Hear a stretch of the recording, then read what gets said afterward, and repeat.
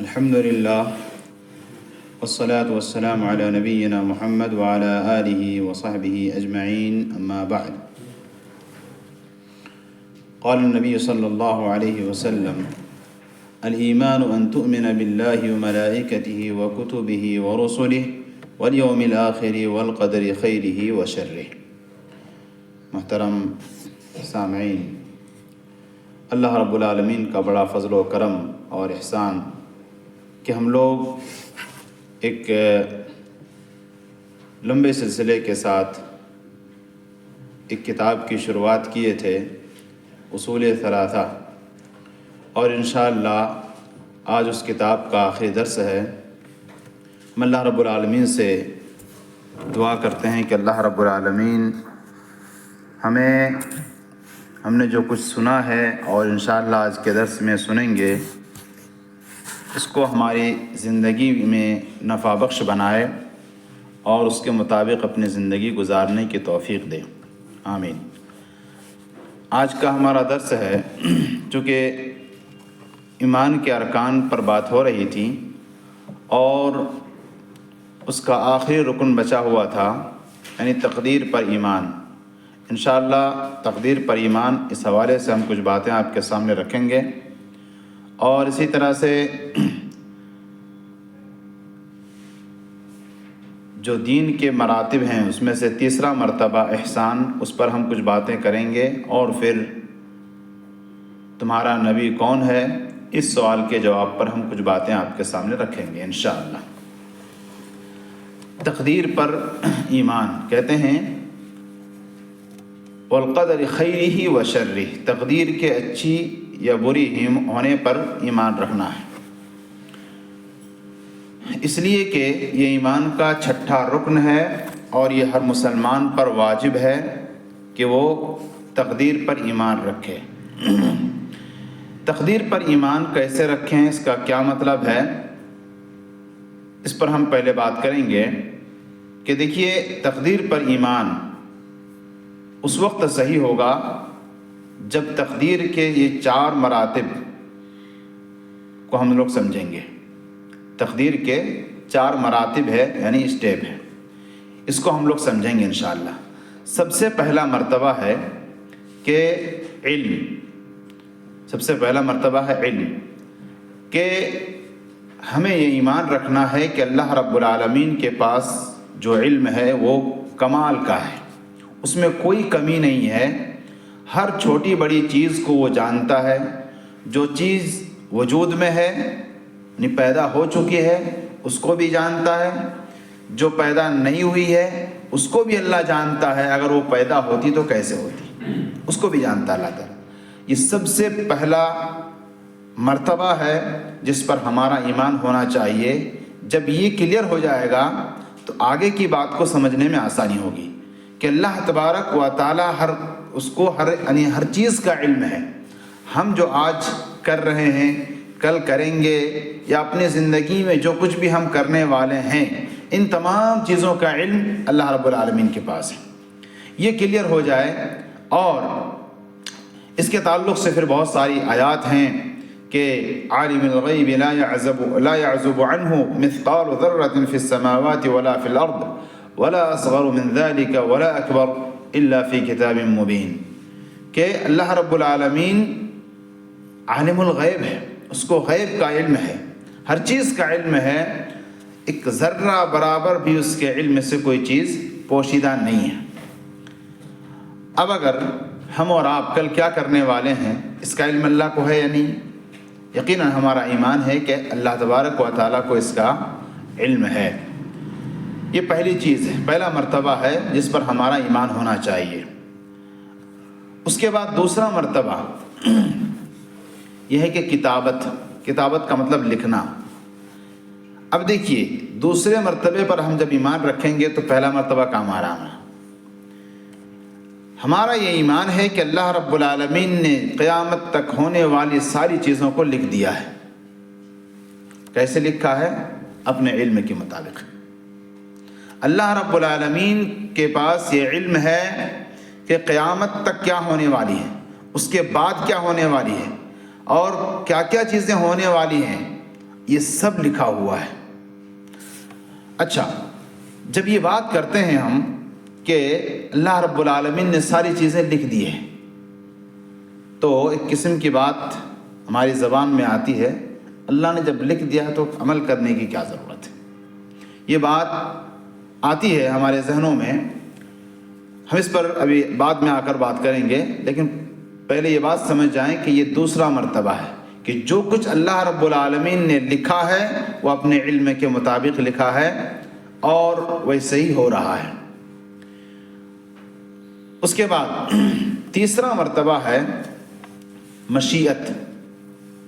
اللہ کے پاس علم ہے، اس نے اپنے علم کے مطابق لکھ دیا ہے، اور جو کچھ بھی ہو رہا ہے اللہ تعالیٰ کی مشیت کا مطلب ہوتا ہے ارادہ، اللہ کے ارادے سے ہو رہا ہے۔ کوئی بھی ایسی چیز جو ہو رہی ہے دنیا میں، یہاں تک کہ ایک پتا بھی اگر کسی درخت سے جھڑتا ہے، گرتا ہے، تو اللہ تبارک و تعالیٰ کے ارادے کے بغیر نہیں ہوتا ہے۔ ہم اور آپ کوئی بھی عمل کرتے ہیں، کوئی بھی عمل اچھا ہو یا برا ہو، اللہ رب العالمین کی چاہت کے بغیر نہیں ہوتا ہے۔ اللہ تعالیٰ کے ارادے دو قسم کے ہیں، ایک کو کہتے ہیں ارادہ کونیہ، ایک کو کہتے ہیں ارادہ شرعیہ۔ مختصر میں اس کو آپ سمجھیں، ارادہ شرعیہ کا مطلب ایسا ارادہ جس میں اوامر اور نواہی ہوتے ہیں اور جسے اللہ رب العالمین پسند کرتا ہے۔ مثلا اللہ نے کہا کہ نماز پڑھو، تو اللہ تعالیٰ پسند کرتا ہے تبھی تو حکم دیا ہے۔ اللہ نے کہا کہ حرام چیزیں مت کھاؤ، اس لیے کہ وہ چاہتا ہے کہ میرے بندے حرام چیز نہ کھائیں، اس کو پسند ہے۔ ارادہ شرعیہ میں جو چاہتا ہے اللہ تعالیٰ وہ پسند بھی کرتا ہے، لیکن ایک چیز ہے کہ پسند تو ضرور کرتا ہے اللہ تعالیٰ، لیکن وہ ہو جائے یہ ضروری نہیں ہے۔ اللہ چاہتا ہے کہ سارے بندے نماز پڑھیں، پڑھتے ہیں سارے لوگ؟ نہیں پڑھتے، لیکن اللہ چاہتا ہے، اس کو پسند ہے، لیکن ہونا نہ ہونا یہ ضروری نہیں ہے، اس لیے کہ اللہ رب العالمین یہ چاہتا ہے کہ وہ ہو، اور پھر آپ کو ہم کو اللہ نے ارادہ دے دیا ہے، اختیار دے دیا ہے کہ آپ کرو تو یہ ملے گا، نہیں کرو تو یہ ملے گا۔ اسی وجہ سے یہ نہیں ہو پاتا ہے۔ اچھا، دوسری چیز، دوسرا ارادہ کونیہ۔ ارادہ کونیہ کا مطلب ہے اگر وہ چاہے گا اللہ تعالیٰ تو وہ ہو کر رہے گا، لیکن کیا اسے پسند کرتا اللہ تعالیٰ؟ ضروری نہیں ہے۔ مثلا اللہ تبارک و تعالیٰ چاہتا ہے کہ بارش نازل ہو، ٹھنڈی کے موسم میں وہ بارش نازل ہوگی، چاہے آپ کے برا لگے یا اچھا لگے، کسی کو فائدہ ہو کسی کو نقصان ہو، اللہ رب العالمین چاہتا ہے اگر اس طرح کی چیزیں ارادہ کونیہ جس کو بولتے ہیں وہ ہوتا ہے۔ جیسے عذاب آتی ہے قوم میں، عذاب جو آتا ہے قوم میں، تو اللہ رب العالمین چاہتا ہے کہ اس پر عذاب لائے، ہاں، لیکن وہ حکمت وہ خود جانتا ہے اللہ تعالیٰ کہ اس عذاب لانے میں کیا حکمت ہے۔ بسا اوقات پتہ چلتا ہے، بسا اوقات پتہ نہیں چلتا ہے، وہ اس کی مرضی ہے۔ تو ارادہ کونیہ جب ہوتا ہے تو اللہ رب العالمین اس کام کو وجود میں لاتا ہے اور وہ ہو کر رہتا ہے۔ یہ دونوں میں بنیادی فرق ہے، اور اسی بنیاد پر دو فرقے پیدا ہوئے۔ ایک نے کہا کہ اللہ رب العالمین ارادہ کرتا ہے، اس کا مطلب یہ ہے کہ وہی سب کچھ کراتا ہے ہم کو اور آپ کو، ہمارا کوئی اختیار نہیں ہے۔ کیا یہ بات صحیح ہے؟ غلط ہے۔ یہ ہو گئے جبریہ۔ اس کا نتیجہ کیا نکلے گا کہ بندہ گناہ کرتا ہے، نیکی بھی کرتا ہے، کرانے والا کون ہے؟ کہتے ہیں اللہ تعالیٰ ہے، کیونکہ وہی ارادہ کرتا ہے نا۔ تو ارادے کو ان لوگوں نے صحیح سے سمجھا نہیں، ارادے کا مکمل یعنی ارادے کو اللہ رب العالمین کے لیے ثابت کر دیا، کہا کہ بندہ ارادہ نہیں کرتا ہے، جو کچھ بھی کرتا ہے بندہ وہ سب اللہ تعالیٰ کراتا ہے، اگر گناہ بھی کرتا ہے تو اللہ تعالیٰ ہی کراتا ہے۔ اس کا مطلب کیا ہوگا کہ اگر ہم گناہ کرتے ہیں اللہ تعالیٰ کراتا ہے، پھر اس کے بعد اللہ عذاب دے گا تو نعوذ باللہ اللہ ظالم ٹھہرے گا۔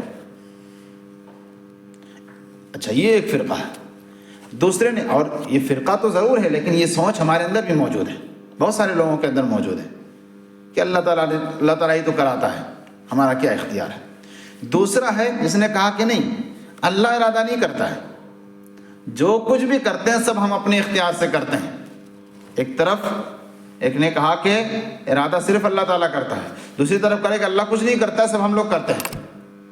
اچھا ہم لوگ کرتے ہیں، اس میں اللہ تعالیٰ کی تقدیر کا انکار کر دیا۔ صحیح کیا ہے؟ صحیح اہل سنت والجماعت کہتے ہیں کہ نہیں، اللہ رب العالمین بھی ارادہ کرتا ہے اور بندے بھی ارادہ کرتے ہیں۔ جیسے دیکھیے ایک چیز آپ سمجھ جائیے، کوئی بھی کام اس وقت تک وجود میں نہیں آ سکتا، کر نہیں سکتے ہم لوگ جب دو چیزیں نہ ہوں۔ نمبر ایک، کسی کام کو کرنے کے لیے ارادہ کرنے کی ضرورت پڑتی ہے۔ اچھا صرف ارادہ ہو کام نہیں ہو جائے گا، اس کو کرنے کی طاقت بھی ہو، ارادہ بھی ہو اور اس کام کو کرنے کی طاقت بھی ہو۔ یہ دو چیز جب اکٹھا ہوگی تو کوئی کام وجود میں آئے گا۔ دونوں میں سے کوئی اگر ایک نہیں ہے یا دونوں نہیں ہے تو وہ کام وجود میں نہیں آئے گا۔ اچھا یہ دونوں چیزیں، ارادہ کرنے کی توفیق اور طاقت کس نے دیا ہمیں؟ اللہ تعالیٰ نے دیا۔ تو ارادہ کرنے کے لیے یعنی گویا کہ جو اختیار ہے ہمارے پاس، اسی لیے علامہ عبد الرحمن بن ناصر السعدی رحمہ اللہ کہتے ہیں کہ کوئی بھی کام جب کرتے ہیں ہم نا تو ہمیں پتہ چل جاتا ہے کہ ہم اپنے اختیار سے کر رہے ہیں یا مجبوری میں کر رہے ہیں۔ جیسے ایک آدمی گھر سے اٹھ کر کے آتا ہے، وضو بناتا ہے، آ کے نماز پڑھتا ہے، وہیں پر ایک دوسرا آدمی گھر سے جاتا ہے، بازار جاتا ہے، شراب کی دکان میں جاتا ہے اور شراب خریدتا ہے اور پیتا ہے۔ کیا دونوں میں سے کوئی آدمی مجبور ہے؟ کسی نے اس کو مجبور کیا ہے؟ مجبور جب کر دے گا کوئی تو اس کا حکم بدل جاتا ہے، اس کا حکم بدل جاتا ہے۔ کیوں؟ اس لیے کہ اس وقت اس کا اختیار نہیں کام کر رہا ہے۔ اگر آپ کے سر پہ کوئی تلوار لے کر کھڑا ہو کہ یہ کام کرو، اس وقت کیا آپ کا اختیار کام آئے گا؟ تو جب آپ کا اختیار کام نہیں آتا ہے اس وقت اللہ تعالیٰ نے معاف بھی کر دیا ہے۔ لیکن جب تک اللہ نے اختیار دے رکھا ہے ہم کو اور آپ کو، تو اس اختیار کا صحیح استعمال کرنا ہوگا۔ تو یہ اختیار جو اللہ نے دیا ہے ہمیں اور آپ کو، اختیار بھی دیا ہے اور پھر اس کو کرنے کے لیے طاقت بھی ہونی چاہیے۔ دو چیزیں جب اکٹھا ہوں گی تو کوئی بھی عمل انجام پائے گا۔ تو یہ ارادے کی بات تھی، اور اہل سنت والجماعت نے دونوں ارادے کو ثابت کیا۔ اللہ بھی ارادہ کرتا ہے اور بندے بھی ارادہ کرتے ہیں۔ بندے کا ارادہ کیا ہے؟ اللہ کا دیا ہوا، اللہ کا دیا ہوا یہ ہے جو اللہ تعالیٰ نے دیا ہے اسی کے مطابق وہ ارادہ کر رہا ہے اور کام کر رہا ہے۔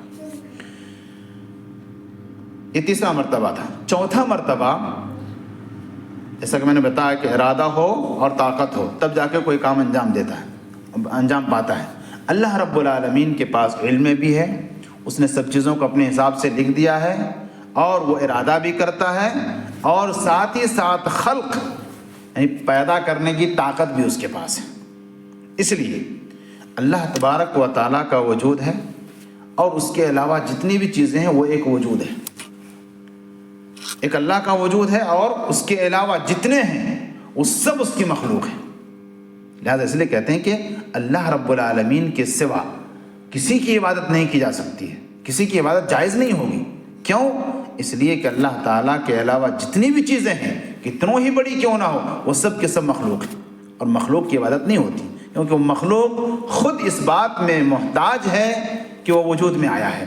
اس کو کسی نے وجود میں لایا ہے جو خود وجود میں نہیں آ سکتا، اس کے اندر وہ کوالٹی نہیں ہے کہ وہ وجود میں آئے، تو وہ عبادت کے لائق نہیں ہو سکتا ہے۔ یہ 4 مرتبے ہیں، پھر سے میں دوہرا دیتا ہوں۔ علم، اللہ کا علم ثابت کرنا ہے، اللہ تبارک و تعالی لکھ دیا ہے سب کچھ کو، سب چیزوں کو، اس پر بھی ایمان رکھنا ہے، اور ساتھ ہی ساتھ اللہ رب العالمین ارادہ بھی کرتا ہے، اس کے ارادے کے بغیر کوئی چیز ہوتی نہیں ہے۔ چوتھی چیز، اللہ رب العالمین پیدا کرنے والا ہے، خالق ہے۔ اللہ خالق کل شیء، ہر چیز کو پیدا کرنے والا اللہ رب العالمین ہے۔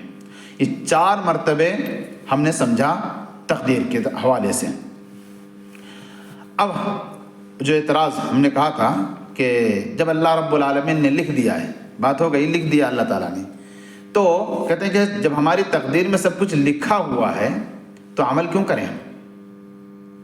کریں ہم؟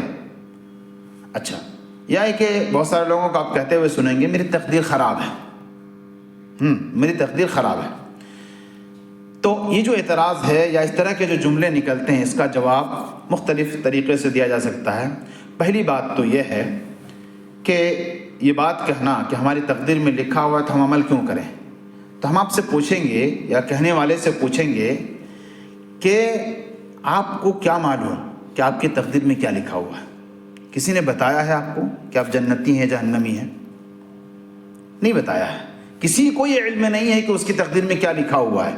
اچھا، لیکن اتنا وہ جانتا ہے، وہ آدمی اتنا جانتا ہے، اللہ نے وہ صلاحیت دی ہے کہ فلاں کام کرنے سے جنت ملے گی اور فلاں کام کرنے سے عذاب ملے گا، یہ اللہ رب العالمین نے بتا دیا، اور اسی کے بارے میں کہا وَهَدَيْنَاهُ النَّجْدَيْنِ، ہم نے دونوں راستے بتلا دیے کہ یہ کرو گے تو جنت ملے گی، یہ کرو گے تو جہنم ملے گی، یہ بتا دیا اللہ تعالیٰ نے۔ تو اس کے بعد اب ایک عقل مند آدمی کیا وہ اس چیز پر ڈیپینڈ کرے گا جس کے بارے میں اس کو علم نہیں ہے، یا اس چیز پر جس کے بارے میں اس کو علم ہے؟ اس کو علم کس بات پر ہے کہ یہ کام جنت والا ہے، یہ کام جہنم والا ہے، یہ علم ہے اس کو، جبکہ اس کی تقدیر میں کیا لکھا ہے یہ معلوم نہیں ہے اس کو۔ اس پر ڈیپینڈ کر سکتا ہے کہ عقل مند آدمی نہیں کر سکتا ہے۔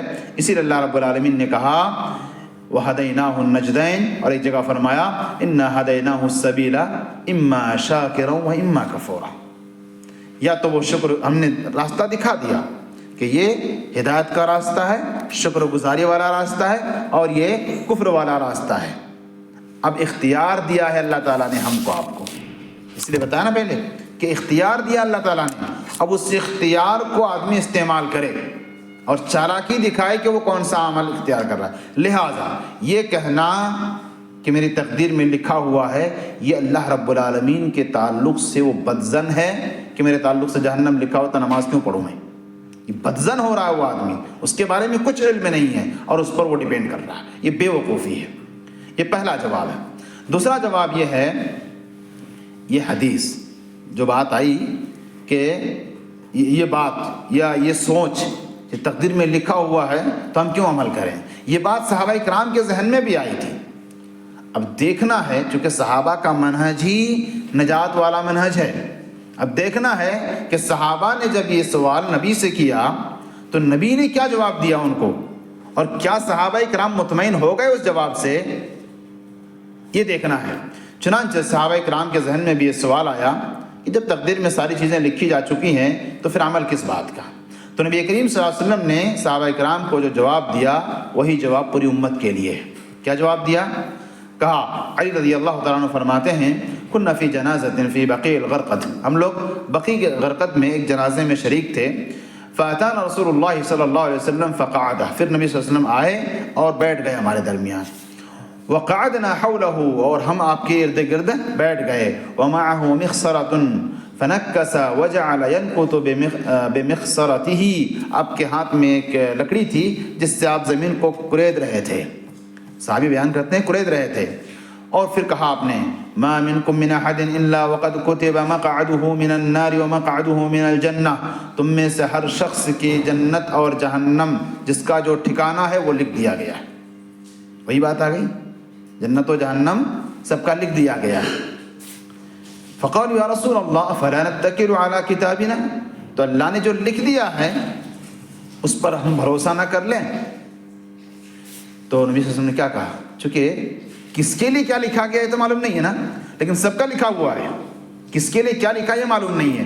تو نبی صلی اللہ علیہ وسلم نے جو رہنمائی کی صحابہ کرام کی، کہا اعملوا فکل میسر لما خلق لہ، کہا کہ تم عمل کرو، عمل نہیں چھوڑ سکتے، عمل کرو، ہر چیز کے لیے وہی آسان کر دی گئی ہے جس کے لیے اس کو بنایا گیا ہے، یعنی جہاں جس کا ٹھکانہ ہے اسی کے لیے، اس کے لیے وہ عمل جو ہے نا آسان ہو جاتے ہیں۔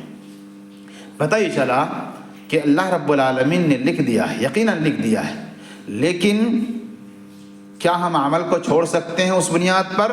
نہیں چھوڑ سکتے ہیں، اس لیے کہ اس کا علم ہمیں نہیں ہے کہ ہمارے لیے کیا لکھا گیا ہے، لیکن ہمیں جو علم ہے کہ ہاں یہ کام کریں گے تو جنت جائیں گے، یہ کام کریں گے تو جہنم جائیں گے، جو شریعت نے رہنمائی کی ہے اس پر ہمیں عمل کرنا ہے۔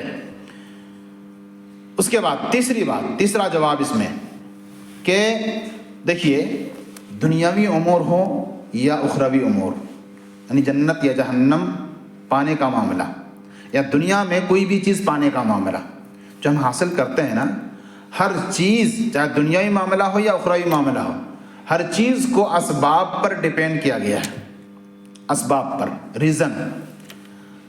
اس کی میں مثال سے وضاحت کروں آپ کے سامنے۔ جیسے ایک آدمی کو بھوک لگتی ہے، کیا وہ آدمی یہ کہہ کر کے گھر میں بیٹھ جاتا ہے کہ اللہ نے اگر آج میرے نصیب میں کھانا لکھا ہے تو آ ہی جائے گا؟ جیب میں پیسے نہیں ہیں، گھر میں بیٹھ گیا ہے، اللہ نے تو سب لکھ دیا ہے، آج اگر میرے پاس آنے کا رہے گا تو آ جائے گا میرے گھر تک۔ کیا ایسا کوئی کرتا ہے؟ اگر کوئی کرتا ہے تو اسے سماج کیا سمجھتی ہے؟ وہ بیوقوف ہوگا۔ اس لیے کہ دنیاوی معاملہ ہو یا کوئی بھی معاملہ، ہر چیز کو اسباب پر منحصر کیا گیا۔ بھوک لگے گی تو کھانا پڑے گا، پیاس لگے گی تو پینا پڑے گا، آگے بڑھ کے پینا پڑے گا، اور پیتے ہیں سب اور کرتے ہیں سب۔ پیسہ نہیں ہے تو کام کرنے کے لیے آدمی جاتا ہے۔ جب دنیاوی معاملات میں ہم اور آپ اسباب کو اختیار کرتے ہیں تو اخروی معاملات میں کیوں پھر ایسا ہوتا ہے کہ اللہ نے اگر جہنم لکھ دیا تو ہوگا ہی، کتنا عمل کر لیں؟ نہیں، ایسا نہیں کر سکتے ہیں۔ اس لیے کہ اللہ رب العالمین نے یقیناً لکھا ہے، لیکن ساتھ میں بتا دیا ہے کہ جنت کا راستہ کیا ہے، جہنم کا راستہ کیا ہے۔ لہٰذا اس راستے پہ ہم کو چلنا ہے، یہ ہماری ذمہ داری ہے، اور ہمیں جو اللہ رب العالمین نے اختیار دیا ہے اس اختیار کا تقاضا ہے کہ ہم اور آپ کیا کریں، اس راستے کو چنیں جو خیر کا راستہ ہے۔ لہٰذا دنیاوی معاملات ہو یا اخروی معاملات، سب اسباب پر ڈیپینڈ ہیں۔ جنت جانا ہے، فلاں فلاں فلاں فلاں عمل کرنا پڑے گا، نہیں تو پھر جہنم کا راستہ ہے۔ لہٰذا اسباب اختیار کرنا ضروری ہے۔ ایک اور اعتراض، یہ بات سمجھ میں آ گئی آپ لوگوں کو؟ یہ کلیئر ہو گیا کہ ہماری تقدیر میں جو لکھا ہوا ہے وہی ہوگا؟ یہ ہم نہیں کہہ سکتے ہیں، اور اس کو کہہ کر ہم بیٹھ نہیں سکتے ہیں، بلکہ عمل کرنا پڑے گا، یہ اس کا خلاصہ ہے۔ اچھا، ایک چیز اور میں آپ کو وضاحت کر دوں کہ اللہ نے لکھ دیا ہے اس لیے ہو رہا ہے۔ میں آپ لوگوں سے سوال کرتا ہوں، اللہ رب العالمین نے لکھ دیا ہے اور ہم کو اور آپ کو کرنا پڑے گا، اس کا مطلب کیا ہے؟ اس کا مطلب کیا ہے؟ ہمارا اختیار ہے یا نہیں ہے؟ نہیں ہے۔ اللہ نے لکھ دیا ہے اور ہم کو کرنا ہے، ویسے ہی کرنا ہے جیسا لکھ دیا اللہ تعالیٰ نے۔ یہ مجبور والی بات ہوگی۔ اللہ نے کسی کو مجبور کیا ہے؟ نہیں کیا ہے، اختیار دیا ہے۔ ابھی ہم نے مثال دیا، اس کی بہت ساری مثالیں ہے نا۔ اچھا، ایک بات اور ہے، دیکھیے اللہ رب العالمین، اس لیے ہم نے کہا کہ پہلے اس کو کلیئر کر لیں کہ اللہ تعالیٰ کے پاس علم ہے نا، اللہ کے پاس علم ہے۔ اللہ جانتا ہے کہ فلاں دن کون پیدا ہوگا، کتنے سال بچے گا، وہ کیا کیا کرے گا، وہ اعمال اس کے اللہ تعالیٰ کو معلوم ہے۔ اب اسی چیز کو اللہ رب العالمین نے لکھ دیا، یعنی ہمارے اعمال، ہم جو کیا کیا کرنے والے ہیں، اس کو اللہ رب العالمین نے مینو بنا دیا، لوح محفوظ میں لکھ دیا۔ اس کی ایک مثال دیتا ہوں میں۔ ابھی ہمارے پاس علم غیب نہیں ہے، لیکن کسی طرح سے پتہ چلا کہ کل محمد بھائی بازار جائیں گے یا کہیں جائیں گے اور وہ یہ کام کریں گے۔ ان کے کام کی لسٹ میرے پاس آ گئی کسی طرح سے، تو میں نے اس میں کچھ اور کام ایڈ کر دیے کہ بھائی آپ یہ کام بھی کر لینا۔ اچھا، میں نے لکھا اس لیے وہ جا رہے ہیں، یہ جا رہے تھے اس لیے لکھا، جا رہے تھے اس لیے لکھا ہے نا۔ تو یہ میں نے جو لکھا، یہ مجبور کیا ان کو؟ میں نے مجبور کیا نہیں نا۔ تقدیر کا معاملہ ایسا ہی ہے۔ اللہ تعالیٰ یہ جانتا تھا کہ فلاں آدمی کیا کیا کرے گا، اس کے عمل کو اللہ تعالیٰ نے لوح محفوظ میں لکھ دیا۔ اللہ نے کسی کو مجبور نہیں کیا، اس کے پاس علم غیب ہے، اسی حساب سے اس نے لکھ دیا اس کو۔ ہم لوگ عام طور پر تقدیر کو الٹا سمجھتے ہیں، اللہ نے لکھ دیا تو کرنا ہی کرنا ہے۔ نہیں، ہم کریں گے اس لیے اللہ نے لکھا ہے۔ جیسے جائیں گے اس لیے ہم نے لسٹ بنا دیا ہے نا، تو ہم نے مجبور نہیں کیا ان کو۔ ہاں، بات ایسی ہوتی ہم نے لکھ دیا آپ کو جانا پڑے گا کل، تو یہ مجبور والی بات تھی۔ لیکن اللہ نے ہمیں مجبور نہیں کیا ہے۔ اس کی بہت ساری اور مثال دی جا سکتی ہے۔ جیسے ہم لوگ گھر بناتے ہیں نا، گھر بناتے ہیں تو گھر بنانے سے پہلے ایک نقشہ بنتا ہے۔ یہ آپ لوگوں سے سوال ہے، ابھی نقشہ لٹکا ہوا ہے یہاں پر، پہلے گھر بنا یا نقشہ بنا؟ جی پہلے گھر بنا، یہ جواب صحیح ہے۔ جب تک آپ کے ذہن میں کوئی گھر کا خاکہ نہیں رہے گا، نقشہ نہیں بنے گا۔ گھر بننا ہے ایسا، اس لیے یہ نقشہ بنا، نہ کہ نقشے کی وجہ سے گھر بن رہا ہے۔ بات سمجھ میں آئی؟ پہلے گھر کا نقشہ آپ کے ذہن میں بنا، یہاں روم ہوگا، یہاں کچن ہوگا، یہاں سب کچھ ہوگا۔ جب تک وہ خاکہ آپ کے ذہن میں نہیں آئے گا، نقشہ بن پائے گا کیا؟ نہیں بن پائے گا۔ تو گھر کی وجہ سے نقشہ بنا، نہ کہ نقشے کی وجہ سے گھر بنا۔ میں سمجھتا ہوں کتنی مثال اس کو سمجھنے کے لیے کافی ہے کہ ہم مجبور نہیں، اللہ نے ہمیں مجبور نہیں کیا، ہمارے کام کو اللہ نے لکھ دیا ہے کیونکہ اس کے پاس علم غیب ہے۔ اس کے بعد آگے بڑھتے ہیں ہم کہ ایک بات اور ہے، جب ہم کسی سے بولتے ہیں نا کہ بھائی آپ گناہ مت کیجیے، تو تقدیر کیا حجت بن سکتی ہے؟ اللہ نے لکھ دیا ہے تو آج ہم یہ کریں گے ہی۔ پھر وہی بات آئے گی اللہ سے بدگمانی والی، اللہ نے لکھ دیا اس لیے ہم آج شراب پی رہے ہیں یا جوا کھیل رہے ہیں یا سودی کاروبار کر رہے ہیں، لکھ دیا ہے یہی کرنا ہے ہم کو۔ یہ کس نے بتایا آپ کو؟ یہ تو آپ خود اپنے اختیار سے کر رہے ہیں، کسی نے مجبور کیا ہے؟ مجبور اگر کیا ہے تو اس کی بات ہی الگ ہے۔ وہ مکرہ میں آئے گا جس کا حکم کیا ہے کہ اگر کوئی آدمی کفریہ کلمہ بھی کہہ دیتا ہے، اس کے سر پر اگر جان کا خطرہ ہے، اس کو کفریہ کلمہ بھی کہہ دیتا ہے تو اللہ معاف کر دیتا ہے، کیونکہ اس وقت اس کا اختیار کام نہیں کر رہا تھا۔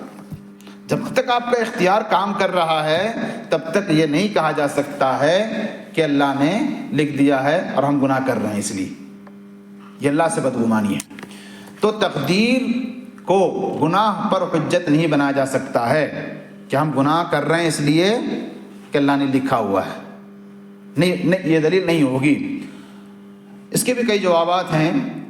ہاں، وہی بات کہ آپ کو کیسے پتا کہ اللہ تعالیٰ نے آج آپ کے لیے گناہ لکھا ہے؟ حالانکہ آپ جانتے ہیں کہ اس کی جگہ اگر ہم نیکی کریں تو وہ بھی کر سکتے ہیں، جہاں گناہ کر رہے ہیں نیکی بھی کر سکتے ہیں ہم، کسی نے مجبور نہیں کیا ہم کو، وہ کر سکتے ہیں، لیکن اس کے باوجود آپ نہیں کر رہے ہیں اور آپ کا اختیار کام کر رہا ہے تو یہاں پر آپ کے لیے یہ دلیل نہیں بنے گی۔ اس کے بعد اور اس کی مثال اس طرح سے بھی دی جا سکتی ہے کہ اگر آپ کے گھر میں مہمان آئے، آپ نے 4-5 آئٹم کا کھانا لگا دیا اور آپ نے کیا کیا؟ ان کو اختیار دے دیا، بھائی آپ کھاؤ، کچھ بھی نہیں کھایا اس نے، بعد میں آ کے بدنامی کر رہے ہیں، فلاں کے گھر گیا تو کچھ بھی نہیں دیا کھانے۔ قصور کس کا ہے؟ نہ کھانے والے کا یا میزبان کا؟ اس کو اختیار دیا گیا کہ آپ یہ کھاؤ، جتنا کھانا ہے کھاؤ، لیکن نہیں کھایا، بعد میں آ کے بدنامی کر رہے ہیں۔ تو یہی بات ہے کہ اللہ رب العالمین نے ہمیں اختیار دیا ہے، آپشن دیا ہے، 2 راستے ہیں، ایک جنت والا ایک جہنم والا، لہٰذا اختیار ہمیں کرنا ہے، عقل مندی ہمیں دکھانی ہے، نہ کہ یہ بہانہ کر کے یا یہ بات کہہ کے کہ تقدیر میں میرا لکھا ہوا تھا اس لیے ہو گیا۔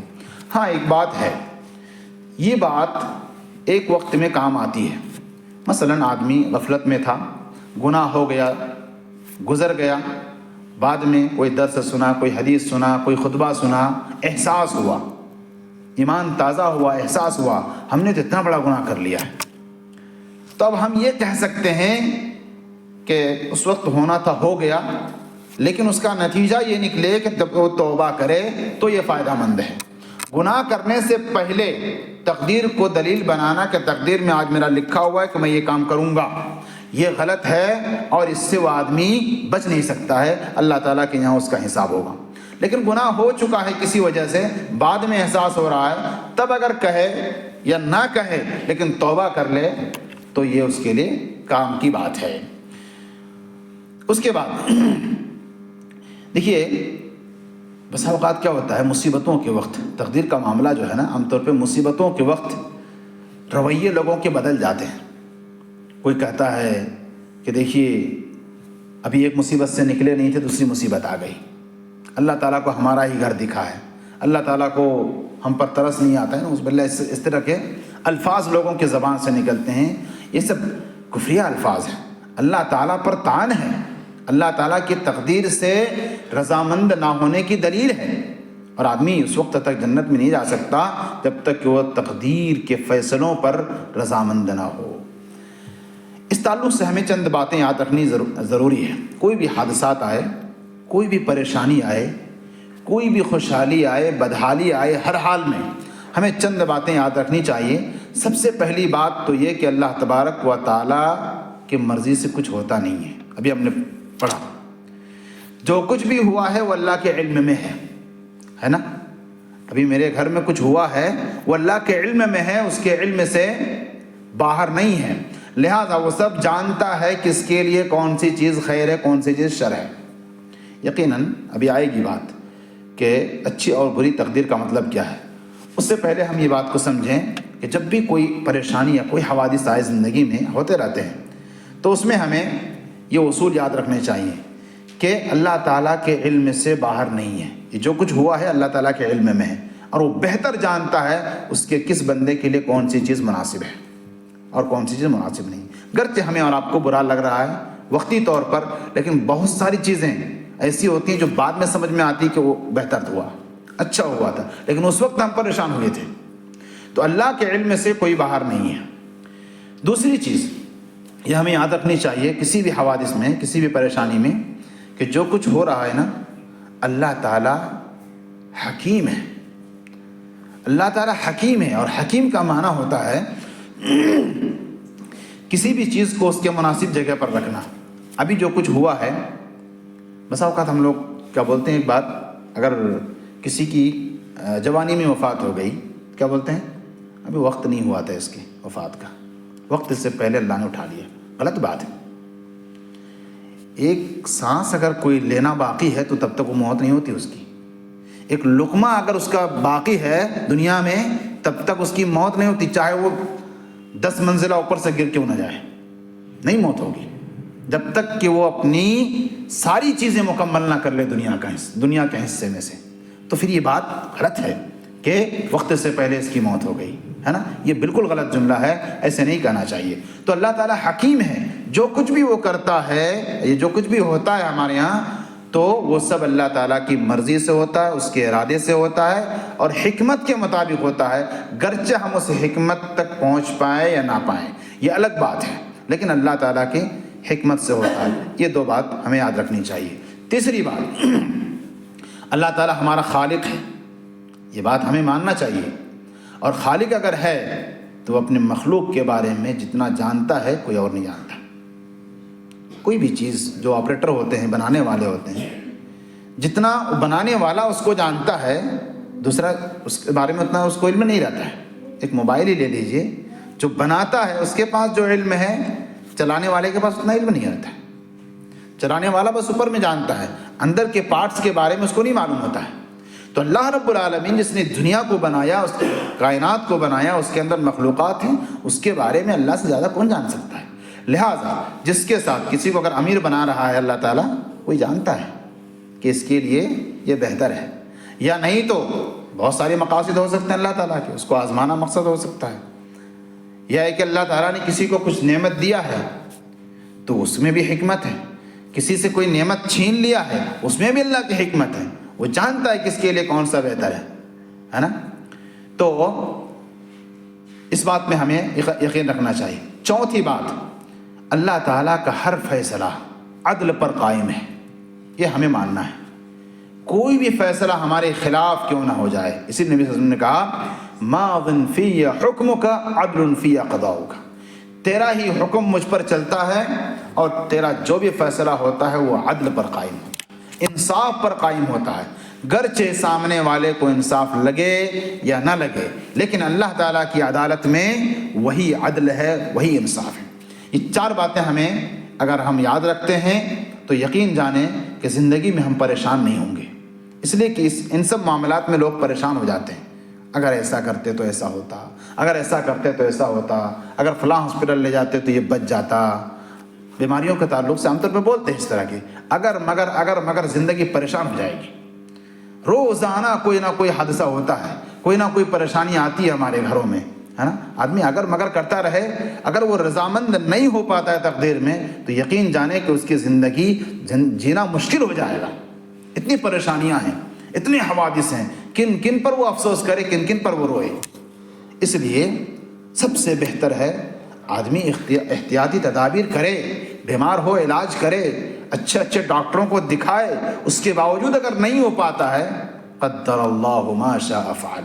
یہ جملہ جس طرح سے بولتے ہیں نا جڑی کا کام کرتا ہے، اسی طرح کا جملہ ہے. اللہ تعالیٰ نے جو چاہا وہی ہوا، بس. اس کے بعد آپ سارا معاملہ اللہ کے حوالے کرتے ہیں. جو آپ کو کرنا تھا، جتنا اختیار تھا، جتنی طاقت تھی آپ نے کیا. اس کے باوجود اگر نتیجہ نہیں نکلا، بڑی محنت کیے، کسی امتحان میں بیٹھے، فیل ہو گئے، کیا کریں گے؟ سر پٹکیں گے؟ کامیاب ہو جائیں گے؟ کچھ نہیں ہونے والا. محنت کیا آپ نے، آپ کا کام تھا وہ. نتیجہ ملا اچھا، الحمدللہ. نہیں ملا، الحمدللہ. ہر حال میں اللہ کی تعریف. تو یہ اصول ہمیں یاد رکھنا چاہیے. اب آتے ہیں اس نقطے پر کہ اچھی اور بری تقدیر کا کیا مطلب ہے. کیا تقدیر کا مطلب اللہ کے فیصلے. تو کیا اللہ کے فیصلے اچھے اور برے بھی ہوتے ہیں کیا؟ تقدیر کا مطلب اللہ کے فیصلے، جو کچھ ہو رہا ہے. تو کیا اللہ کی تقدیر اچھی اور بری دونوں ہوتی ہے؟ تو کہتے ہیں کہ اچھی اور بری تقدیر کا مطلب یہ ہے، سب سے پہلی بات یہ یاد رکھیں کہ جو کچھ بھی ہوتا ہے یہ سب اللہ تعالیٰ کے افعال ہیں. اللہ تعالیٰ کرتا ہے نا. اللہ تعالیٰ ہی کرتا ہے. اللہ تعالیٰ کے کام میں کوئی برائی نہیں ہے، کوئی برائی نہیں ہے. ہاں، تو پھر بری تقدیر کیوں بولتے ہیں؟ سوال ہے نا. بری تقدیر کیوں بولتے ہیں؟ بری اس لیے بولتے ہیں کہ وہ چیز، ایک تو ہے اللہ کا کام، اور اللہ کا کام جہاں پہنچتا ہے مثلا مخلوقات میں، تو ان کے تئیں یعنی وہ چیز بری ہو سکتی ہے، لیکن اللہ کے کام میں کوئی برائی نہیں ہے. مثال دیکھیے، نبی کریم صلی اللہ علیہ وسلم نے فرمایا کہ والخیر کلہ فی یدیک والشر لیس الیک. جتنے خیر ہیں وہ تیرے ہاتھ میں ہیں، اور شر جو ہے، برائی جو ہے، وہ تیری طرف نسبت نہیں کی جائے گی. حالانکہ ساری چیزیں اللہ کی طرف سے ہی ہوتی ہیں. کچھ مثالوں سے ہم سمجھتے ہیں. ابھی دیکھیے، زلزلہ آتا ہے، یہ کس نے لایا؟ اللہ تعالیٰ نے لایا ہے نا. اللہ تعالیٰ کا کام ہے یہ، اللہ تعالیٰ کا فعل ہے یہ.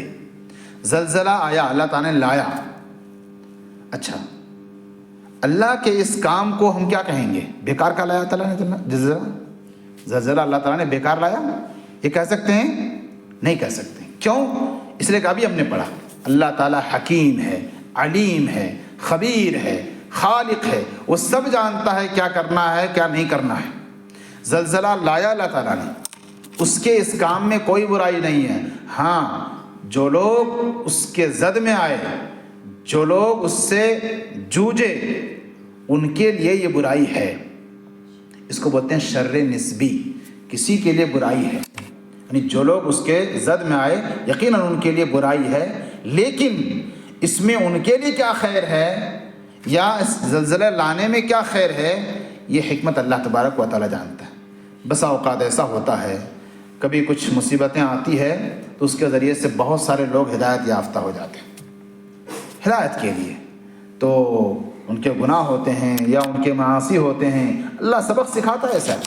اور یہ اللہ تعالیٰ کے قانون ہے، اللہ تعالیٰ کے قانون ہے. اور اس کو کیوں لاتا ہے اللہ تعالیٰ، اس کے بارے میں ہم نہیں سوال کر سکتے.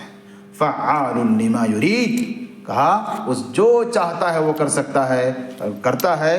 لا یسأل عما یفعل، اللہ تبارک و تعالیٰ جو کرتا ہے اس کے بارے میں ہم سوال نہیں کر سکتے. کیوں؟ اس لیے کہ وہ حکیم ہے. جو کچھ بھی کرتا ہے وہ اپنی حکمت کے مطابق کرتا ہے. وہ حکمت ہمیں سمجھ میں آئے یا نہ آئے. اسی طرح سے جیسے ابھی کسی کو سانپ نے ڈس لیا، کیا کہیں گے آپ کہ اللہ تعالیٰ نے سانپ کو بیکار پیدا کیا؟ یہ کہہ سکتے ہیں؟ نہیں کہہ سکتے. سانپ کو اللہ نے پیدا کیا اپنی حکمت کے مطابق، جس سے ہم کو اور آپ کو پیدا کیا اللہ تعالیٰ نے اپنی حکمت کے مطابق. تو سانپ اور بچھو کے اندر جو نقصان ہے یا اس کے ذریعے سے جو نقصان پہنچتا ہے جس کو، اس کے لیے یقیناً یہ بات بری ہے، اس کو تکلیف ہو رہی ہے، پریشانی ہو رہی ہے، اس کے تئیں یہ بری ہے. لیکن اور اس پر بھی اس کو ایمان رکھنا ہے۔ وہ یہ نہیں کہہ سکتا ہے کہ اللہ تعالیٰ نے سانپ و بچھو کو بیکار پیدا کیا۔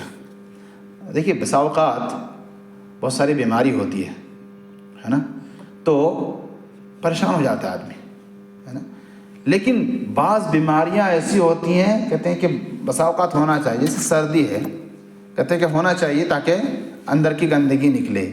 بسا اوقات دست جو ہوتے ہیں لوگوں کو اس سے فائدہ ہوتا ہے کہ پیٹ کی گندگی صاف ہو جاتی ہے۔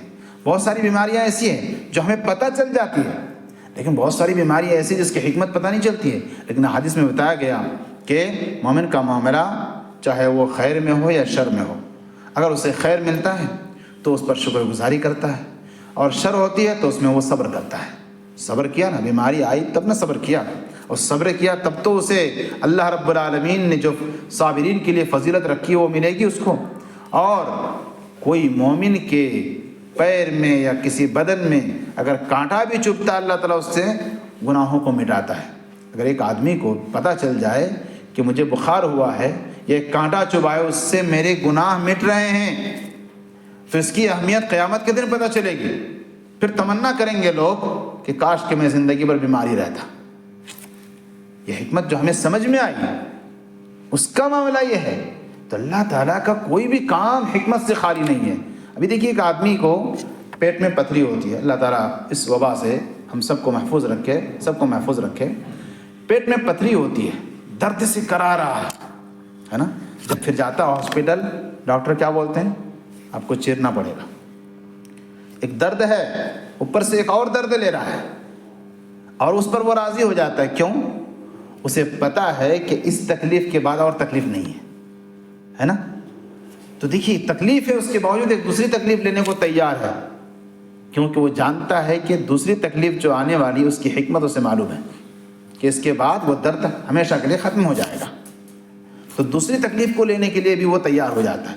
اس طرح کے ڈھیر ساری مثالیں ہیں، اور ایک خصوصیت کے ساتھ میں ذکر کروں، عام طور پر جو والدین ہوتے ہیں اپنے بچوں کے لیے بسا اوقات، یا لڑکے آج کے زمانے میں جو ہے کہ کسی سے شادی کرنا چاہتے ہیں اور وہ اپنا لڑکیوں کا انتخاب کر لیتے ہیں، یا والدین چاہتے ہیں کہ نہیں ہمارے فلاں رشتہ دار میں ہمارے بیٹے کی شادی ہو، ہماری بیٹی کی شادی ہو۔ اتفاق سے ایسا ہوتا ہے کہ رشتے بگڑ جاتے ہیں، شادی نہیں ہو پاتی ہے۔ دونوں گھروں کے اندر جو دشمنی ہوتی ہے وہ یعنی بے مثال ہوتی ہے، دشمنیاں ہو جاتی ہے، گھر میں آنا جانا بند ہو جاتا ہے۔ کیوں؟ بس شادی نہیں ہوئی اس لیے، شادی نہیں کی اس لیے۔ بھائی ہم تو کہتے ہیں کہ اسی میں آپ راضی رہیے، کیا پتہ شادی ہونے کے بعد کون کون سے فسادات آتے، اس کا علم آپ کو نہیں ہے، لیکن بسا اوقات پتہ چل جاتا ہے۔ بعد میں جب شادی ہوتی ہے پتہ چلا لڑکے کے اندر کوئی ایسی بیماری ہے جس سے اس کو اولاد نہیں ہو سکتی تھی، لڑکی کے اندر کوئی بیماری نکلی جو ابھی پتہ نہیں تھی، شادی کرتے وقت پتہ نہیں تھی، بعد میں پتہ چلی کہ لڑکی کے اندر وہ کوالٹی نہیں ہے کہ وہ بچے جن سکے، بچے پیدا کر سکتے ہیں۔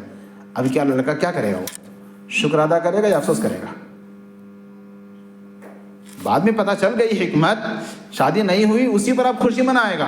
اب تک دشمنی یعنی دل میں بہت سارے خیالات مارنے کی یا دھمکی دینے کی یا مختلف قسم کے سوچ اس کے دماغ میں تھا، لیکن جب اس کی حکمت پتہ چل گئی تب وہ کیا کرے گا؟ شکر ادا کرے گا۔ بھائی یہ کام پہلے کرنا تھا، نہیں ہوا اللہ کی مرضی تھی، ہو گیا تب بھی اللہ کی مرضی تھی۔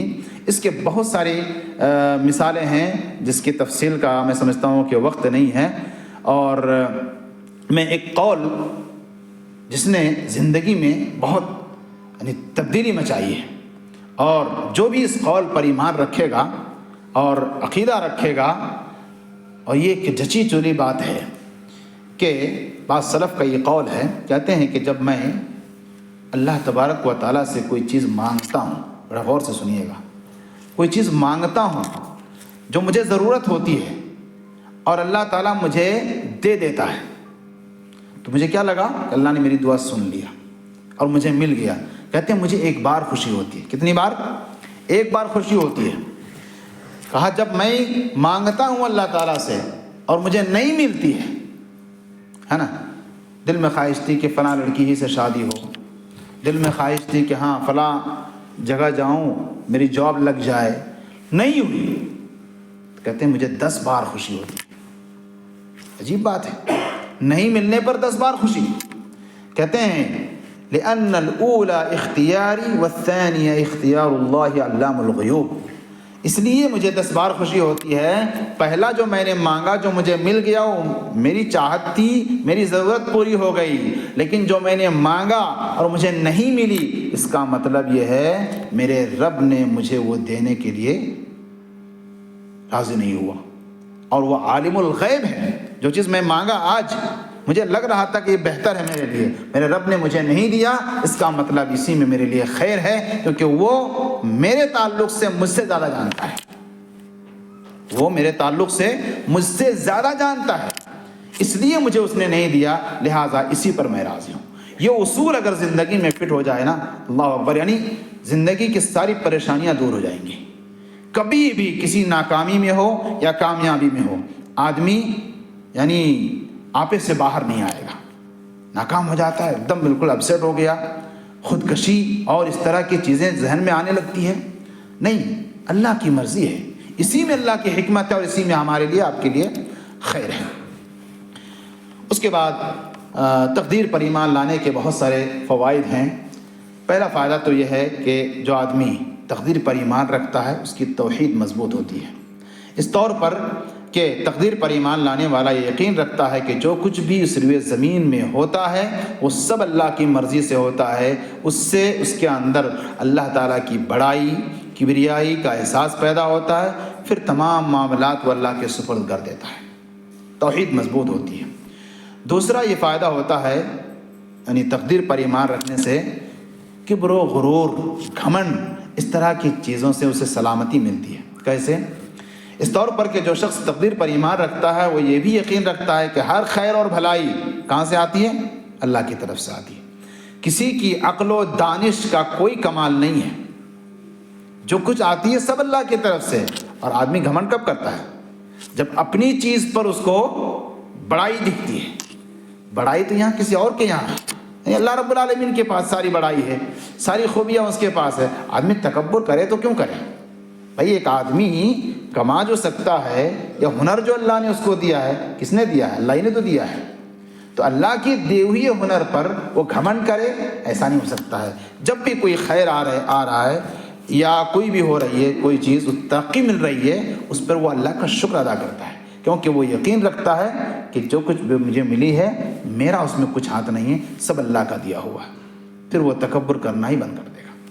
اسی طرح سے جو تقدیر پر ایمان رکھتا ہے وہ ہمیشہ اللہ تعالیٰ سے لو لگائے رکھتا ہے، چاہے خیر آئے چاہے شر آئے، ہمیشہ وہ اپنے آپ کو اللہ کے سامنے محتاج بنائے رکھتا ہے، کسی کام کو کرتے ہوئے اللہ تعالیٰ سے مدد طلب کرتا ہے، کیونکہ وہ جانتا ہے کہ ہم کچھ نہیں کر سکتے، سب اللہ تعالیٰ دے گا تو ہم کر سکتے ہیں۔ اسی طرح سے فائدہ یہ ہوتا ہے دل میں اطمینان ہوتا ہے۔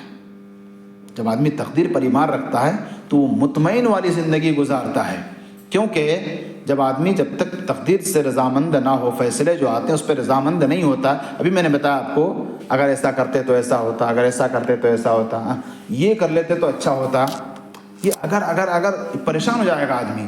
وہ کیا کرے؟ اپنے آپ کو کوشش کرے جتنا کرنا ہے، لیکن اس کے باوجود بھی اگر ناکامی ملتی ہے، کامیابی نہیں ملتی ہے، تو معاملہ اللہ تعالیٰ کے حوالے کر دے۔ قدر اللہ ما شاء فعل، اللہ نے جو چاہا وہ ہوا، بس اس کے بعد اور آگے نہیں بڑھ سکتے، اطمینان ہوتا ہے۔ اسی طرح سے صبر و شکر کا مادہ پیدا ہوتا ہے۔ ظاہر آدمی ایک مومن جو تقدیر پر ایمان رکھتا ہے، پریشانیوں میں صبر کرتا ہے، خیر ملتی ہے تو وہ اس پہ شکر ادا کرتا ہے، کیونکہ وہ جانتا ہے کہ دونوں چیزیں اللہ ہی کی طرف سے آ رہی ہیں۔ اسی طرح سے جو تقدیر پر ایمان رکھتا ہے وہ حاسد نہیں ہو سکتا ہے، حسد نہیں کر سکتا ہے۔ کیوں؟ کسی کو مال دیا گیا اور وہ بیچارہ غریب ہے، تو بھائیوں میں بھی ایسا ہو سکتا ہے، کوئی بھائی امیر ہے تو کوئی غریب ہے، کوئی بنگلے میں رہ رہا ہے تو کوئی جھوپڑی میں رہ رہا ہے، لیکن تقدیر پر اگر ایمان ہو تو وہ اس کے مال سے جلے گا نہیں۔ کیوں؟ اللہ نے اس کو اتنا ہی دیا ہے، اس کے مقدر میں اتنا ہی ہے، میرے مقدر میں اتنا ہی ہے۔ محنت یہ بھی کر رہا ہے، محنت وہ بھی کر رہا ہے، لیکن کمائی جو آ رہی ہے دونوں کے یہاں برابر نہیں آ رہی ہے. لہٰذا یعنی تقدیر پر ایمان رکھنے والا حاسد نہیں ہو سکتا ہے. اگر وہ حسد کر رہا ہے کہیں نہ کہیں اس کے تقدیر کے ایمان پر کھوٹ ہے، اسے سدھارنا چاہیے. یہ تقدیر کے حوالے سے کچھ باتیں آپ کے سامنے رکھی گئیں، اور اس طرح سے ایمان کے 6 ارکان یہ الحمدللہ پورے ہوئے. اس کے بعد دین کے چونکہ 3 مراتب بتایا تھا، اسلام، اس پر ارکان اسلام پر تفصیلی بات ہوئی، ایمان، ارکان ایمان پر تفصیلی بات ہوئی. ایک تیسرا رکن ہے یا تیسرا مرتبہ ہے جو اسلام کا سب سے اونچا مرتبہ ہے، وہ ہے احسان. احسان کو اگر ہم مختصر لفظ میں سمجھیں تو یہ ہے کہ ایک آدمی یعنی اسلام کلمہ پڑھے، ایمان کہا تھا اس میں اعمال، سب اعمال کا دار و مدار ہے نا. عمل کرنے کے بعد یعنی واجبات کرے، حرام سے بچے.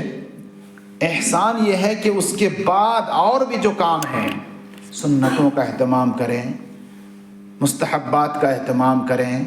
ایسے جو جائز کام ہیں جو انہیں افضل کاموں سے روک رہے ہیں، ان سب کو چھوڑ دیں اور افضل کام میں لگ جائے.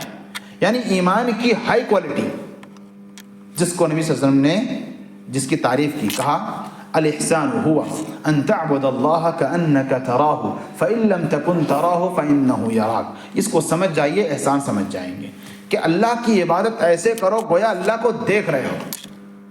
یہ کوالٹی، یعنی جب ایک آدمی یہ تصور کرے گا تو کیا وہ نماز میں کھڑا ہوگا حساب باقی کرے گا؟ جو یہ سمجھے کہ میں اللہ کو دیکھ رہا ہوں، یعنی اللہ کو میں دیکھ پا رہا ہوں. اب تہجد میں اٹھیے، اللہ سے دعا کیجیے، اللہ کے سامنے سجدے کیجیے. وہ جو کیفیت ہوتی ہے عام نمازوں میں وہ کیفیت نہیں آ پاتی، کیونکہ وہ تنہائی ہوتی ہے. ایسا لگتا ہے کہ ایک آدمی سجدے میں ہے اور وہ اپنے رب کی عبادت کر رہا ہے، اور اس کا رب صرف اسی کو دیکھ رہا ہے، اور اس کا رب وہ اپنے رب سے ملاقات کر رہا ہے، باتیں کر رہا ہے، اور اس کی جو مانگ رہا ہے اللہ تعالیٰ اس کو دیے جا رہا ہے. یہ کیفیت ہوتی ہے. لہذا یہ احسان کی کیفیت ہے. کہا کہ اگر اتنا نہیں ہو سکتا ہے تو اتنا تو ضرور ہو ایک ہائی کوالٹی کے ایمان کی. کہا کہ انت فإن لم تکن تراہ فإنہ یراک. اتنا تو تصور کرو کہ وہ تمہیں دیکھ رہا ہے. یہ جب آدمی کے ذہن و دماغ میں ہمیشہ بیٹھ جائے تو سمجھ جائیے کہ وہ احسان کے درجے پہ آ گئے ہیں.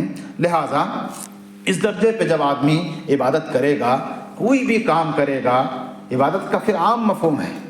اگر وہ 10 روپیہ صدقہ بھی کر رہا ہے تو یہ نیت ہو کہ مجھے میرا رب دیکھ رہا ہے، کسی اور کو دکھانے کی ضرورت نہیں ہے، کسی اور کو دکھانے کی ضرورت نہیں ہے. آج سوشل میڈیا میں لوگ بڑے بڑے اعمال کو آدمی کیا کر رہے ہیں، ادھر ادھر شیئر کر کے اپنے اعمال کو برباد کر رہے ہیں.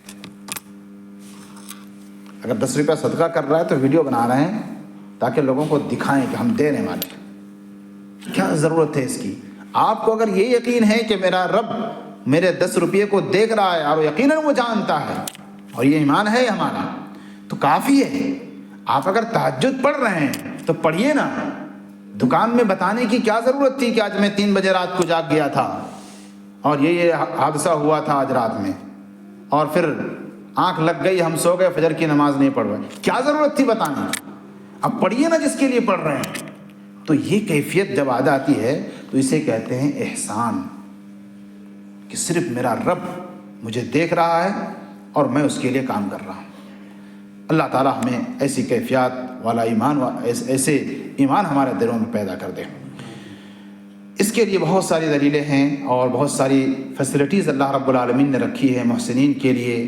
فاعف عنہم واصفح ان اللہ یحب المحسنین. اللہ تعالیٰ محسنین سے محبت کرتا ہے. کہیں تو کہا ان رحمت اللہ قریب من المحسنین. اللہ تعالیٰ کی رحمت محسنین سے بڑی قریب ہے. یہ ساری دلائل ہیں.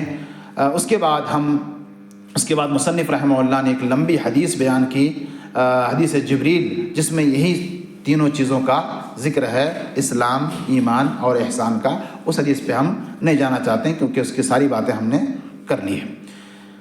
اس کے بعد یہ 2 سوالوں کے جواب ہو گئے، تمہارا رب کون ہے اور تمہارا نبی کون ہے، تمہارا دین کیا ہے. اس کے حوالے سے ہم لوگ بات کر چکے کہ رب کو پہچاننا، کہ اس کو اپنی ربوبیات میں پہچانیں کہ اس نے ہماری تربیت کی، وہی ہمارا معبود ہے، اس کے علاوہ کسی اور کی عبادت نہیں ہوگی۔ ہمارا دین کیا ہے؟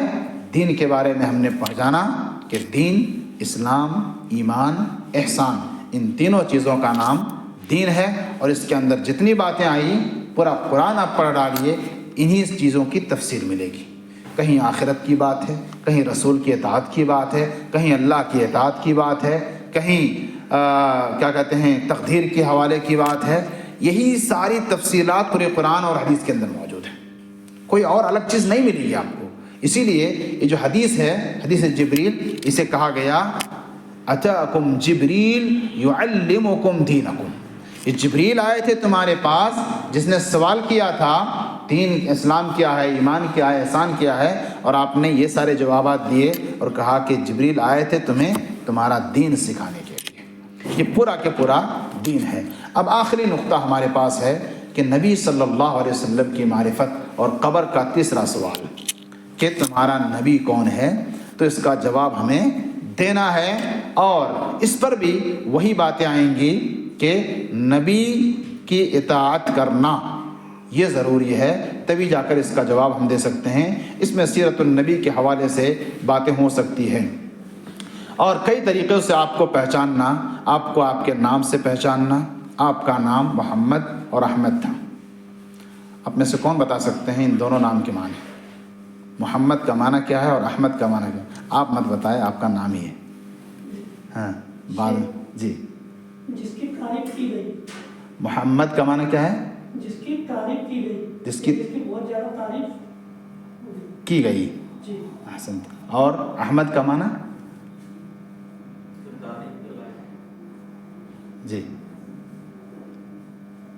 ایک جواب، یعنی محمد کا معنی صحیح بتایا انہوں نے۔ دیکھیے یہ بہت کامن نام ہے لیکن اس پر ہم تو توجہ نہیں دیتے۔ محمد کا معنی اسم مفعول کا صیغہ ہے جن کی سب سے زیادہ تعریف کی گئی مخلوق میں جن کی سب سے زیادہ تعریف کی گئی وہ کون ہے؟ محمد صلی اللہ علیہ وسلم۔ حمد تعریف کو کہتے ہیں۔ احمد کا معنی کیا ہے؟ جس نے اللہ کی سب سے زیادہ تعریف کی۔ اللہ کے نبی صلی اللہ علیہ وسلم سے زیادہ کسی نے اللہ کی تعریف نہیں کی، اور قیامت کے دن بھی جو سجدے میں گریں گے شفاعت کے لیے، اس وقت بھی نبی صلی اللہ علیہ وسلم جو تعریف کریں گے کسی نے نہیں کی ہے، اور آپ کو بھی وہ نہیں معلوم تھا۔ قیامت کے دن اللہ تعالیٰ اسی وقت سکھائے گا، اور ایسی تعریف کریں گے نبی صلی اللہ علیہ وسلم کہ کسی نے اللہ کی وہ تعریف نہیں کی۔ تو سب سے زیادہ اللہ کی تعریف کرنے والے احمد کا معنی ہے، اور جن کی سب سے زیادہ تعریف کی گئی مخلوقات میں وہ محمد کا معنی ہے۔ جی تو آپ کو نام سے پہچاننا، آپ کے تعلق سے یہ جاننا کہ اللہ رب العالمین کے آپ خاص چنندہ تھے۔ ابن مسعود رضی اللہ تعالیٰ عنہ حدیث ایک عبارت کہتے ہیں کہ اللہ رب العالمین نے پورے مخلوقات میں نظر ڈالی، اور پوری مخلوقات میں نظر ڈالنے کے بعد دیکھا فوجد قلب محمد صلی اللہ علیہ وسلم خیر قلوب العباد، تمام مخلوقات میں، تمام بندوں میں سب سے پاکیزہ دل اگر کسی کا پایا تو محمد صلی اللہ علیہ وسلم کا پایا۔ چنانچہ فاصطفاہ لنفسہ فابتعثہ برسالتہ، اتنے پاک باز دل کو اللہ رب العالمین نے اپنے آخری نبی کے لیے چنا اور اسے آخری نبی بنایا۔ یہ ہمارے لیے شرف کی بات ہے کہ ہم اس نبی کے امتی ہیں، لیکن امتی ہونا کافی نہیں ہے۔ امتی ہونے کے لیے اور نجات پانے کے لیے ان کی اطاعت کرنا ضروری ہے، تبھی جا کر ہم اس سوال کا جواب دے سکتے ہیں۔ اس کے بعد نبی صلی اللہ علیہ وسلم نے خود کہا، آپ کا نسب نامہ اگر دیکھا جائے تو سب سے پاکیزہ نسب نامہ، نبی صلی اللہ علیہ وسلم نے کہا ان اللہ اصطفیٰ کنانۃ من ولد اسماعیل، اسماعیل کی اولاد میں سے کنانہ خاندان کو اللہ نے چنا، واصطفیٰ قریش من کنانہ، اور کنانہ میں سے قریش، اس کی بہت سارے شاخیں نکلی، قریش کو چنا، واصطفیٰ من قریش بنی ہاشم، قریش میں سے بنی ہاشم کو چنا، واصطفانی من بنی ہاشم، یہ عرب کا سب سے اعلیٰ کوالٹی کا خاندان تھا، چونکہ آپ سب سے اعلیٰ کوالٹی کے نبی ہیں نا، اسی لیے آپ کو اللہ رب العالمین نے جس نسل میں پیدا کیا اس نسل پر بھی کوئی حرف سوال نہیں اٹھا سکتا ہے، کیونکہ آپ کا خاندان پورا عرب مانتا تھا کہ سب سے اعلیٰ خاندان یہی ہے، اسی میں اللہ رب العالمین نے آپ کو پیدا کیا، یہ ہمیں جاننا ضروری ہے۔ اسی طرح سے سیرت النبی اور نبی صلی اللہ علیہ وسلم کی تعلیمات کو جاننا ہمارے لیے کھانے پینے سے زیادہ ضروری ہے۔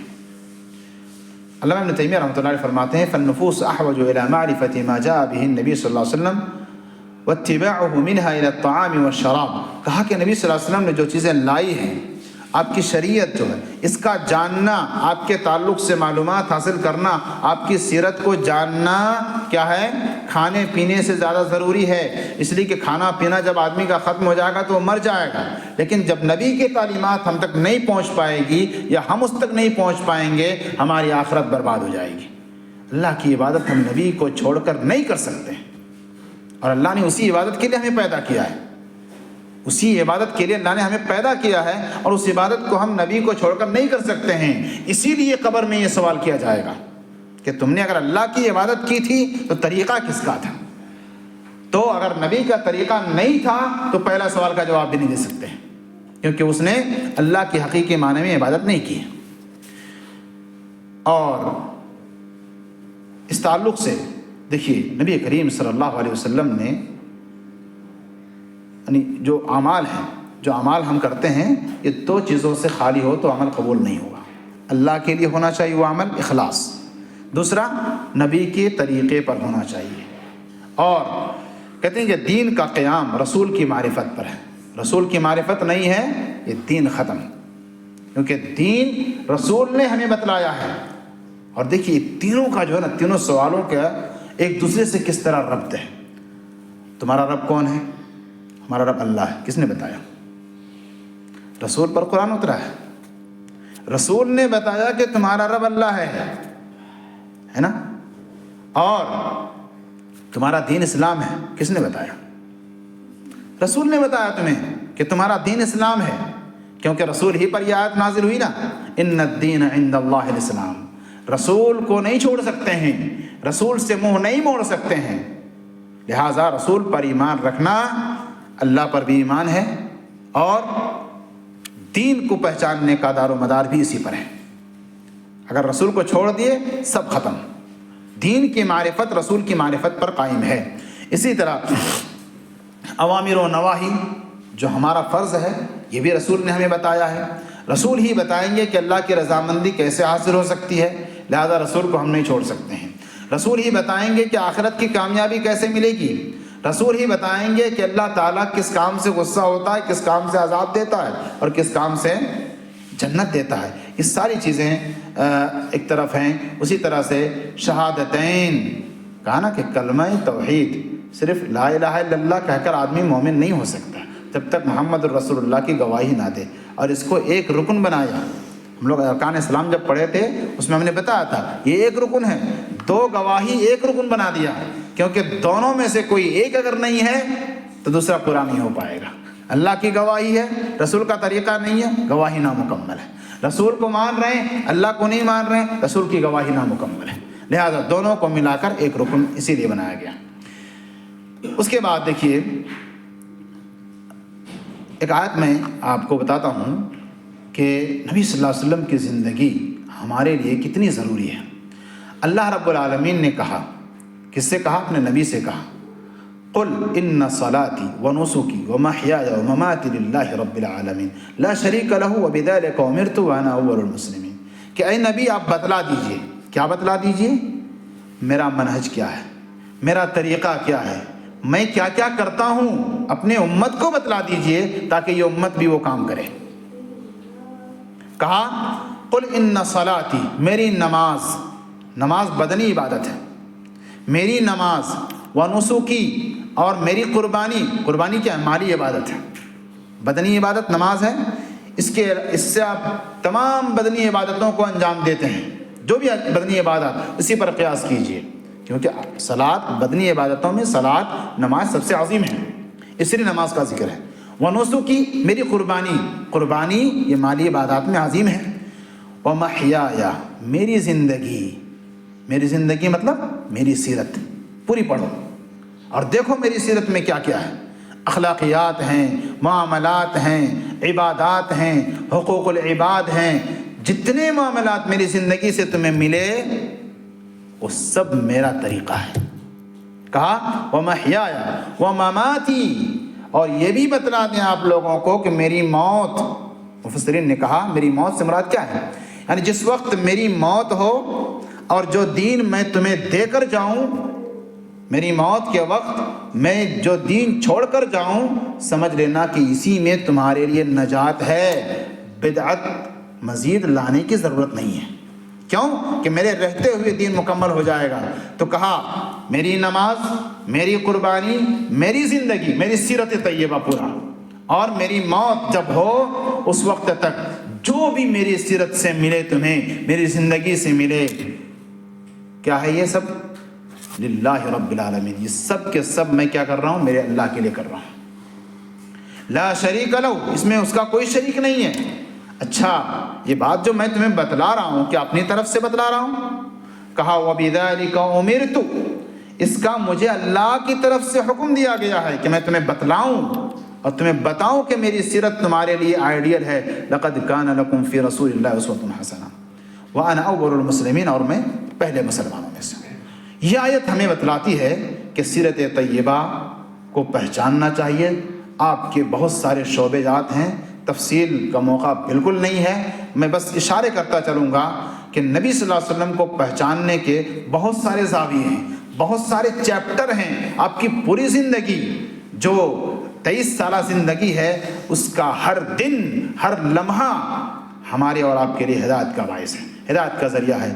آپ کو آپ کے نام سے پہچانیے، حسب اور نسب سے پہچانیے، آپ کی نشو و نما جو ہوئی، پرورش جو ہوئی، اس اعتبار سے پہچانیے۔ یتیمیت کی حالت میں آپ کی پرورش ہوئی، لہٰذا یتیموں کے تعلق سے کیا رہنمائیاں ہیں پڑھیے آپ کی زندگی کو، وہاں مل جائیں گی۔ آپ نبی کب بنائے گئے، رسول کب بنائے گئے، اس ساری تعلیمات آپ کو سیرت طیبہ میں ملے گی۔ آپ نے کس چیز کی طرف دعوت دی، آپ کی دعوت کیا تھی؟ یقیناً آپ کی دعوت توحید تھی، جو آپ نے تقریباً 10 سال تک آپ نے آپ صلی اللہ علیہ وسلم نے توحید کی دعوت دی، 10 سال۔ اس کے بعد 10ویں سال آپ پر نماز فرض ہوئی۔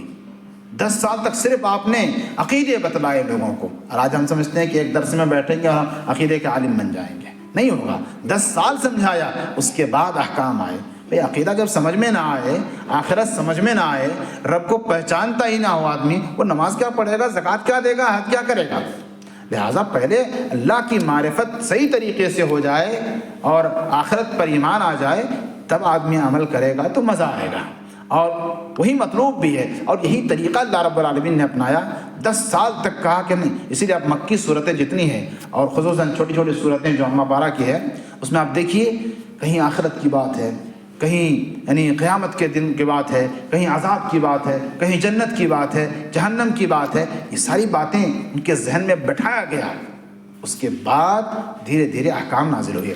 آپ نے ہجرت کب کی، ہجرت کا واقعہ خود اپنے آپ میں ایک تفصیلی موضوع ہے، یہ یعنی ہجرت کا موقع۔ تو ہجرت کے تعلق سے میں 3 باتیں آپ کے سامنے رکھوں۔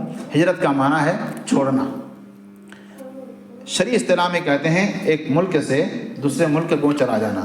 تو کہتے ہیں ہجرت کے 3 قسمیں ہیں۔ بلاد کفر سے، کفر والے ملک سے جہاں اسلام پر عمل کرنا مشکل ہو، وہاں سے بلاد اسلام کی طرف ہجرت کرنا یہ واجب ہو جاتا ہے جب وہاں پر آدمی عمل نہ کر سکے۔ دوسرا یہ کہ مکہ سے مدینہ ہجرت کرنا، یہ ہجرت جب ہو گئی، فتح مکہ ہو گیا، اس کے بعد یہ ختم ہو گیا، اب مکہ والے مدینہ ہجرت نہیں کریں گے۔ کیوں؟ اس لیے کہ وہ بھی اسلامی ملک بن گیا۔ تیسری چیز کہ ان تمام چیزوں کو، ابھی کیا بتایا میں نے، ہجرت کا معنی چھوڑنا، ان تمام چیزوں کو چھوڑنا جس کو اللہ نے حرام قرار دیا ہے، خواہ اس کا تعلق عمل سے ہو، بدعت ہو، خرافات ہو، حرام ہو، یہ تمام چیزوں کو چھوڑنا یہ ہجرت کہلاتا ہے۔ ایسے لوگ جو بدعت و خرافات کرتے ہیں، کفار و مشرکین، کفار و منافقین، ان سے بھی دور رہنا یہ بھی ہجرت کہلاتا ہے۔ اسی طرح سے ایسی جگہوں سے دور رہنا جہاں کفار و مشرکین عید مناتے ہیں، یا ایسی تاریخ، وقت، دن، مہینہ، ایسے دن اور تاریخ سے بھی دور رہنا ہجرت کہلاتا ہے، کیونکہ ان سب کو چھوڑنا ہے۔ یہ سب ہجرت ہے۔ ہجرت کا مطلب صرف منتقل ہونا نہیں ہے، گناہوں کو چھوڑنا یہ بھی بہت بڑی ہجرت ہے۔ لہٰذا یہ ہجرت تو ہمیں کرنا ہی چاہیے جو اللہ رب العالمین نے ہم پر حرام کیے ہیں۔ اسی طرح سے آپ کی رسالت تمام انسان و جن کے لیے تھی، آپ کے ذریعے سے دین مکمل ہو چکا تھا۔ اسی طرح سے آپ کے تعاملات، آپ کی جو زندگی کے جو کام ہیں، اس کے ذریعے سے آپ کو پہچانا جائے، اور اسی لیے اب دیکھیے مختلف شعبہ ہے۔ یتیموں کے ساتھ آپ کا تعامل کیا رہا، بیواؤں کے ساتھ کیا تعامل رہا، غلاموں کے ساتھ، قیدیوں کے ساتھ، غریبوں کے ساتھ، امیروں کے ساتھ، مظلوم، پڑوسی، آپ کے خادم جو ملازم ہیں، نوکر ہیں، ان کے ساتھ کیا معاملات ہیں۔ اس طرح سے اپنے ماتحت میں کام کرنے والے لوگوں کے ساتھ آپ کا تعامل کیا رہا، بدعتیوں کے ساتھ کیا تعامل ہے، والدین کے ساتھ کیا تعامل ہے، یا اسی طرح سے غیر مسلموں کے ساتھ کیسے رہنا ہے۔ یہ ساری تعلیمات آپ کی زندگی میں سیرت طیبہ میں بھری پڑی ہیں۔ دشمنوں کے ساتھ کیسے رہنا ہے، دہشت گردوں کے ساتھ کیسے، دوستوں کے ساتھ، مہمانوں کے ساتھ، یہاں تک کہ بیوی بچوں کے ساتھ، اور نچلے سے نچلے طبقے کے لوگوں کے ساتھ، اعلیٰ سے اعلیٰ طبقے کے لوگوں کے ساتھ آپ نے کیا تعامل کیا، کیا برتاؤ کیا، یہ آپ کی زندگی ہمیں بتاتی ہے۔ لہٰذا یہ تمام زاویے ہیں جس سے آپ کو ہمیں پہچاننا چاہیے تاکہ اس کو ہم اپنی زندگی میں امپلیمنٹ کر سکیں۔ اس کے بعد مصنف رحمۃ اللہ علیہ نے خاتمہ بیان کیا کہ ہمارا جب ان تمام چیزوں پر اعتقاد ہے تو موت کے بعد دوبارہ اٹھائے جانے پر بھی ہمارا یقین ہونا چاہیے۔ اللہ رب العالمین نے انبیاء کو بھیج کر ہم پر حجت قائم کر دی ہے۔ اب کوئی یہ نہیں کہہ سکتا ہے کہ ہم تک دلیل نہیں پہنچی ہے۔ کوشش کرنی ہے، ہمیں پڑھنی ہے، جس زبان میں ہے آپ پڑھنا چاہتے ہیں اس میں موجود ہیں ساری چیزیں۔ لہٰذا اب گھر بیٹھ جائیں اور یہ کہیں کہ ہم کو عربی نہیں آتی ہے، یہ بہانہ بالکل نہیں چلے گا۔ اس تعلق سے باتیں آ چکی ہیں۔ اسی طرح سے اللہ رب العالمین نے ہر امت میں رسول بھیجا ہے، اور ان کا سارے رسولوں کا پیغام توحید کا پیغام تھا۔